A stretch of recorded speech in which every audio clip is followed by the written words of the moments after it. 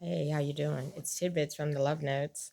Yeah, I was looking around for my flowers and I only had these particular flowers that came from a location. I placed some flowers for the holiday, so I'm using these because I've tried to do what my cousin told me to do about flowers. So let me talk about this. This is Tidbits from the Love Notes, and I'm sharing with you today. And we shared last days about the soul. That's what we talked about, the soul, our inner self, our thinking, our emotions, our personality, our inner self, our inner being. And we shared also the importance of taking a break, from chasing our treasures, chasing around after the big job, the big car, the big house, the cute woman, the best, most expensive bourbon, whatever it is. We need to take a break from that because guess what? Them things is always changing. Everything's always changing. The best girl gets older, the best car gets outdated. Everything changes. So we shared about that. And now, this thing that we just talked about, the soul, it's housed in our body. Also housed in our body is the spirit. So the spirit, and we wonder, well, what the heck is that? We talked about the soul being our inner self. What is the spirit? Well, the spirit in John 14, 16, 17, and 18, the spirit is shared that it helps us.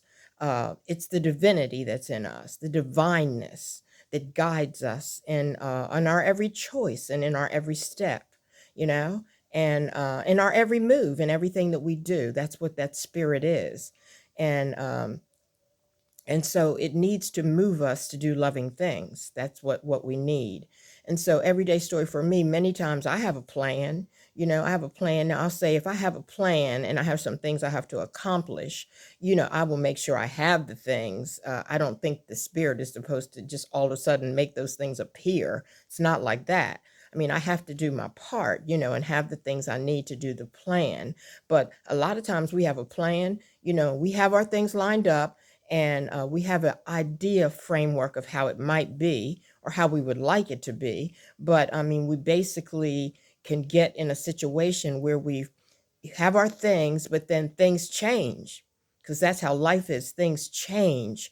uh, and so for me, when I'm in a situation like that, the spirit that lives in me directs me to the truth of how to handle the new unexpected situation. Yeah. And our divinity, our loving God helps us.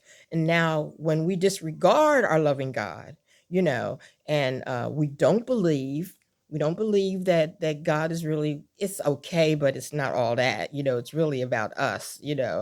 And so we are led by our own thoughts. We're led by our own thoughts. And we have this is like not believing. We pretty much are about me, me, me. I know what's up.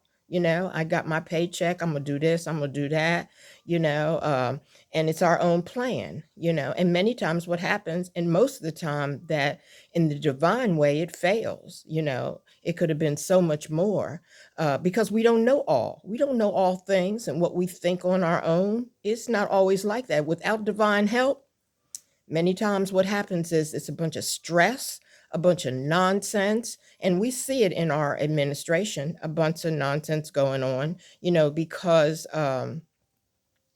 because divinity did not direct the way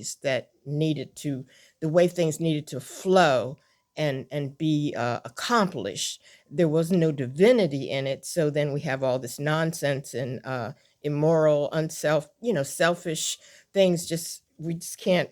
It's not make You can't make sense of it, and so we need to plan things in our everyday life. Like we have to plan, like when we're going to go to bed, or what time we're going to get up for work, or wake the kids up for school, or whatever, little things. We have to plan those little things that are pretty routine.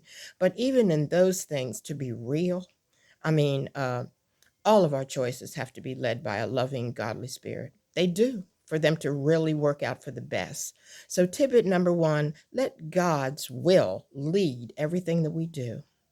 And tidbit number two, we all need divineness to stand on. We all need to know love by the ways of a loving God. And the way we experience that kind of divineness in our spirit is to have godly associations, to read scriptures and hear and read about the different stories and choices that were made and what happened in prayer, and also to have godly experiences, in our lives, and really think about what happened and see if we can embrace it and grow from it, and then calling out to God for help, and saying, I need to get some help with my divinity. I need more in me. I need to believe more. Help me believe more. So that's our tidbits for today. And I'm just so glad I got a chance to share with you. I hope you got something from that, and we'll talk again soon. All righty. Bye bye.